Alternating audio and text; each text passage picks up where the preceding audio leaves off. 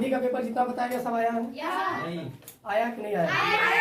आया है ना? तो इंग्लिश का भी जो बताएंगे वो आएगा, लेकिन शांति पूर्वक ढंग से बस पढ़ाई करो और जितना कहा जा रहा है उतना पढ़ के जाओ।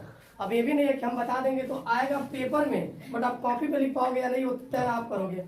अब हम बता दें घर पे जाके पढ़ो नहीं घूमो तो फिर बेकार है, तो इसलिए ज्यादा देर ना करो। अब इंग्लिश का हम लोग देखते हैं कि इंपॉर्टेंट क्वेश्चन इंग्लिश का है क्या। तो इंग्लिश में ध्यान से देखो बेटा, 20 मार्क्स, इसमें भी MCQ आएगा, मल्टीपल चॉइस क्वेश्चन, जिसमें आपको पैराग्राफ दिया रहेगा ऑलरेडी, उस पैराग्राफ को पढ़ना है और ऑब्जेक्टिव का आंसर फाइंड करके टिक करना है। अब ध्यान दो, जब आप पैराग्राफ पढ़ रहे हो तो पैराग्राफ पढ़ने से पूर्व आप एक बार प्रश्न को पढ़ना, यानी जो भी उस पैराग्राफ के नीचे 5 क्वेश्चन या 10 क्वेश्चन जो भी दिया है आप उसे पहले पूरा पढ़ लो। उसको पढ़ने के बाद फायदा क्या होगा पैराग्राफ को पढ़ने का, जो वर्ड उस क्वेश्चन में होगा सेम वर्ड यदि पैराग्राफ में टकरा गया, कहीं पैराग्राफ में आपको मिल गया, तो आप क्या सोचोगे कि इसका आंसर कहीं ना कहीं ये हो सकता है। तो प्रश्न पढ़ के पैराग्राफ पढ़ने से लाभ होता है कि आंसर आप जल्दी फाइंड कर लेते हो। तो ये तरीका है मल्टीपल चॉइस क्वेश्चन को पैराग्राफ से जल्दी करने का।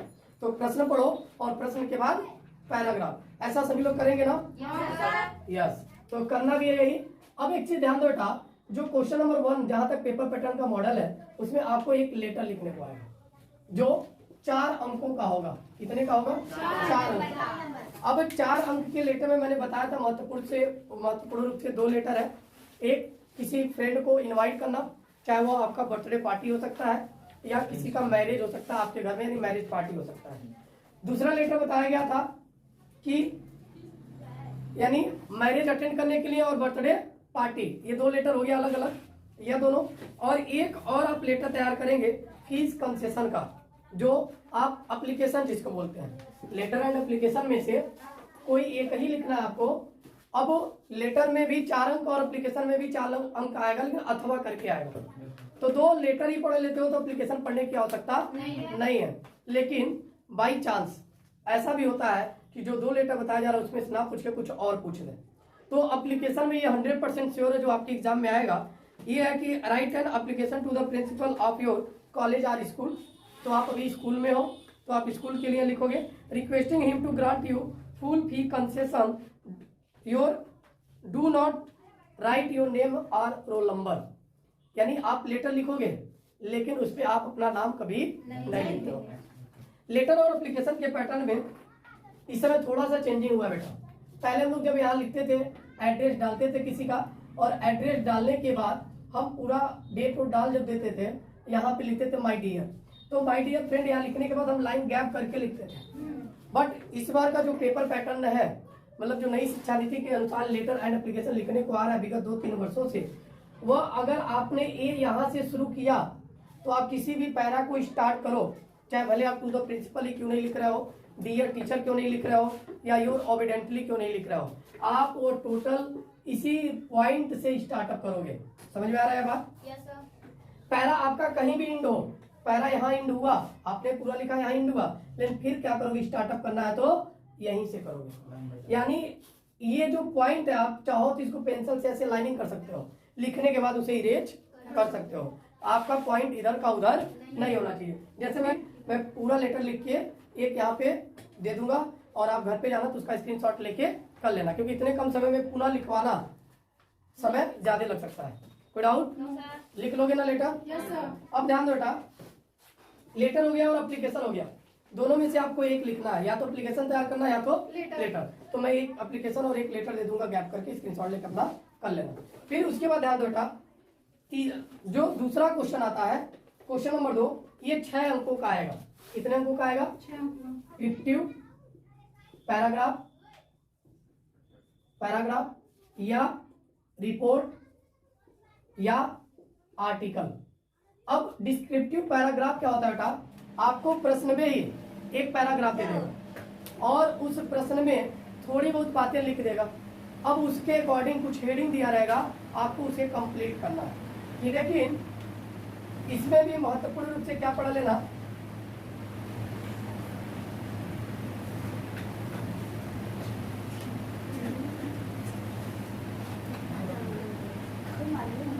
ठीक है, एक टॉपिक पढ़ लेना कोई भी, आवर फेस्टिवल पर, आवर फेस्टिवल, जैसे दिवाली हो गया, दिवाली आने वाली है ना, तो आपके एग्जाम में भी आने वाली है। तो फेस्टिवल पे यानी दिवाली पर आर्टिकल कैसे लिखोगे, कोशिश करेंगे लिख के वीडियो में डाल दें, और वीडियो में पढ़ गया तो आप उसका स्क्रीनशॉट लेके पढ़ लोगे। फिर ध्यान रखा, या आप राइट और report of science exhibition in your college in about 80 to 100 word, यानी 80 से 100 वर्डों में लिखना पड़ेगा। और टॉपिक दिया है क्या, साइंस एग्जीबिशन, साइंस एग्जीबिशन। तो साइंस एग्जीबिशन यानी साइंस मेला जब आपके वहां लगता है, अब उस पर आपको इसको पूरा एक रिपोर्ट तैयार करना है, एक इस पे एक प्रकार से कर सकते हो ऐसे लिखना है। इसको आप टॉपिक पढ़ लोगे जो टॉपिक बता रहे हैं। फिर इसके बाद ध्यान रखा, अब आपका एक और टॉपिक है ए विजिट टू ए जू, यानी एक चिड़ियाघर में जब आप गए तो चिड़ियाघर में आपने क्या क्या देखा, किन किन दृश्यों का अवलोकन किया, आप उसके अकॉर्डिंग आप उस पर आर्टिकल लिख सकते हो। कर लोगे ये। फिर ध्यान रखा, ग्रामर पोर्शन के कुछ क्वेश्चंस हैं जो आपके ऑब्जेक्टिव में आ सकते हैं, लेकिन अब प्रोज का कुछ क्वेश्चन आंसर, ठीक है, ये समझ में आ गई इतनी बातें। अब एक चीज और याद रखना बेटा, प्रोज से अगर मैं बात करूं, प्रोज टॉपिक में जो पहला चैप्टर रिलेटेड टू गॉड है, इसमें दो क्वेश्चन बहुत महत्वपूर्ण है। पहला, राइट और sketch of character of Lencho, यानी लेंचो का कैरेक्टर क्या है उस पर आपको लिखना है। दूसरा एक प्रश्न और इम्पोर्टेंट है, why did Lencho write a letter to God, यानी लेंचो ने ईश्वर को पत्र क्यों लिखा। अब यही प्रश्न आपको 2-3 एक समस्या को भी उजागर करके पूछ सकता है, यानी अलग अलग तरीके से पूछ सकता है। जैसे ऐसे भी पूछ सकता है कि who was Lencho, what were his main problem, Lencho कौन था, उसकी मुख्य समस्या क्या थी, उसको जो मुख्य समस्या थी उसी के कारण उसने क्या किया, गॉड को लेटर लिखा था। यानी इसी समस्या को पूछेगा तो भी हम इसी प्रश्न का आंसर ये देंगे, और क्यों लेटर लिखा तो भी हम इस प्रश्न का आंसर यही देंगे। ये दो प्रश्न महत्वपूर्ण हैं, ठीक है। प्रोज के दूसरे चैप्टर नेल्सन मंडेला का इम्पोर्टेंट क्वेश्चन है, वह आपके एग्जाम में आ सकता है कि what is the greatest wealth of a nation in Mandela's opinion, यानी मंडेला की राय में किसी देश की सबसे बड़ी संपत्ति क्या है। जो नेल्सन मंडेला थे, जिसको साउथ अफ्रीका का गांधी कहा गया, यानी इनके राय में देश की सबसे बड़ी संपत्ति क्या हो सकती है। दूसरा प्रश्न बेटा ध्यान दो, पूछ सकता है कि what according to Mandela is true freedom, यानी मंडेला के अनुसार सच्ची स्वतंत्रता क्या है, यानी नेल्सन मंडेला के अनुसार सच्ची स्वतंत्रता क्या है। ये 2 लघु उत्तरी का प्रश्न है जो बेहद इंपॉर्टेंट है आपके चैप्टर में, और ये तो सब जितना भी क्वेश्चन बता रहा है सब आपको यहाँ पे बोर्ड पे मिल जाएगा, आप उसको कर लेना, ठीक।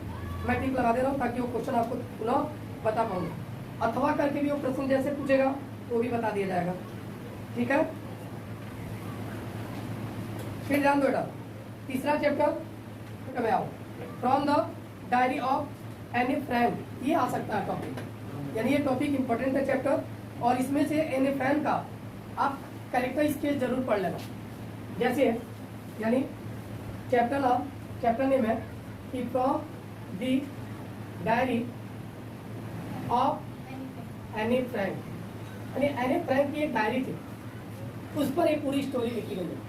और इसमें महत्वपूर्ण क्वेश्चन है कि what does Anne Frank say about her father and grand mother in her diary, यानी एन फ्रैंक जो है उन्होंने अपने डायरी में, यानी हर फादर अपनी डायरी में अपने पिता के बारे में क्या बताया, and grand mother in her diary, और अपनी दादी जी के बारे में, यानी एने फ्रैंक की जो डायरी है उस डायरी में उन्होंने अपने पिताजी और दादी जी के बारे में क्या बताया है।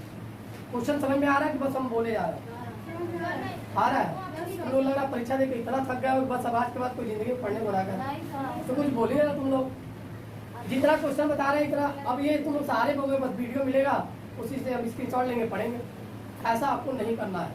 आपको मैं क्वेश्चन आंसर भी कोशिश करूंगा दोनों आपको दे दूं, लेकिन पहले आप यहाँ भी एक्टिव नजर आए दिखे, ताकि अगर वीडियो अपलोड ना हो पाए तो फिर भी पढ़ लो, ठीक है। जो 100% मान के चलो आएगा तो आएगा ही, वो आउटेड प्रश्न है, सब लोग बताते हैं, हम भी बता रहे हैं। 2 अंक का आएगा आपको 4 लाइन्स का पोयम। अब 4 लाइन्स का पोयम ये आप याद करोगे, मैं तो नहीं याद करूंगा। तो 4 लाइन का कोई भी पोयम या एक ही पोयम का 8 लाइन, कम से कम 2 पोयम याद कर लेना। 4 लाइन का कितना पोयम? कम से कम 2 पोयम। और 2 पोयम याद करोगे तो आपके जो पेपर में पूछा गया है तो आप उसे नहीं लिख सकते हो। जो पेपर में नहीं पूछा गया है तो उसमें से आप लिखोगे। तो 2 में से आपकी किस्मत खराब होगी बहुत तो दोनों पेपर में आ जाएगा, नहीं तो एक आएगा तो एक बचा रहेगा। इसलिए कम से कम नहीं, 3 याद करोगे तो 100% आउटेड है। कम से कम 2 याद करना। और डस्ट ऑफ स्नो का मत याद करना। हाँ, ये मत याद करना, मैं कह रहा हूँ, मतलब ये आएगा एग्जाम में। ध्यान दो, सेंट्रल आइडिया जो आएगा वह आएगा dust of snow. Dust of snow का सेंट्रल आइडिया आएगा और इसी का पैराग्राफ भी आएगा। बस एक प्रश्न बता रही है डस्ट ऑफ स्नो। क्लियर? अगर आप ये तैयार कर लिए, मन करेगा थोड़ा और पढ़ने का, तो शायद एक चैप्टर है द ट्रीज है, तो द ट्रीज का भी सेंट्रल आइडिया पढ़ लोगे आप। लेकिन पोयम 4 लाइन का जो याद करना है वो डस्ट ऑफ स्नो से मत याद करना, आगे जाके किसी भी चैप्टर से आप कर सकते हो। क्लियर? तो 2 अंक को और सेंट्रल आइडिया पे लगभग 3 अंक। लेकिन 1 शॉर्ट आंसर टाइप क्वेश्चन आएगा अथवा उसमें से 4 लाइन का पोयम आएगा। तो 1 शॉर्ट टाइप का आंसर क्वेश्चन याद कर पाना कठिन है, तो पोयम के किसी भी क्वेश्चन आंसर को ना पढ़ो चलेगा, लेकिन 4 लाइन का पोयम 3 नंबर का वो आएगा और 3 नंबर का सेंट्रल आइडिया। अब दिमाग में ये मत चलाना कि सेंट्रल आइडिया आएगा तो पोयम अथवा करके आएगा, पोयम आएगा तो सेंट्रल आइडिया, तो पता चला 3 ही नंबर तैयार होगा। वो क्वेश्चन के जगह अथवा करके आएगा। क्लियर? तो पोयम भी पढ़ना है और डस्ट ऑफ स्नो का सेंट्रल आइडिया। कितना कर लोगे? कोई डाउट? और बाकी जो ग्रामर के क्वेश्चन है और भी क्वेश्चन देख लो। हाँ, कल बता देंगे, कल पढ़ाएंगे, कब पढ़ोगे तुम लोग? देखो कुछ और भी इम्पोर्टेंट क्वेश्चन है जो द कीप स्टोरी यानी सप्लीमेंट्री का जो है, तो सप्लीमेंट्री के टॉपिक से, रोज के टॉपिक से, पोएट्री के टॉपिक से जो भी इम्पोर्टेंट क्वेश्चन है वह शाम तक आपको वीडियो क्लिपिंग में मिल जाएगा। और हो सकता है जब प्रश्न आए तो मैं अगर टाइम बहुत रहा तो उसको पढ़ के रीड करके समझा के वीडियो डाल दूंगा। नहीं तो अगर नहीं टाइम है तो मैं उस क्वेश्चन का आंसर लिख के अपलोड कर दूंगा, स्क्रीनशॉट लेना, पढ़ के लिखना, लेकिन वीडियो पूरा देखना, बीच में स्किप मत करना। और आज जितने भी लोगों के पेपर में पूरा का पूरा आया है, 100% पेपर में आया, मैं देखा हूँ पूरा पेपर आपका जो बताए थे, तो आप उस पर कमेंट जरूर करेंगे कि हाँ पिछले वीडियो में कि आया है या नहीं आया है, तो भी आया है तो भी किसका कितना मिला वो जरूर कमेंट करेंगे।